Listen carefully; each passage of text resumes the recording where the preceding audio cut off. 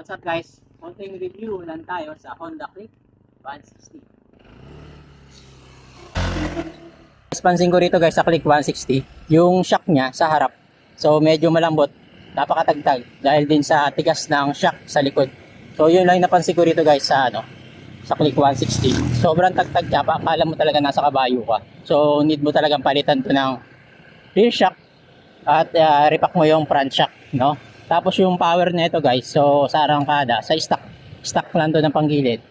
So mabagal talaga siya, no? So need mong palitan yung CVT niya para mag-improve yung power niya sa arangkada.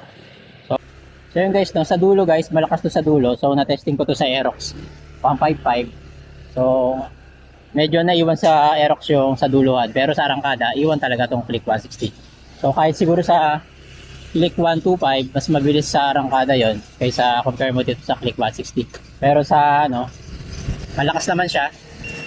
So wala akong masabi dito sa lakas ng makina. Sulit naman ang pagbili nyo ng Click 160. So yun lang guys. Nitro mode. Let's go.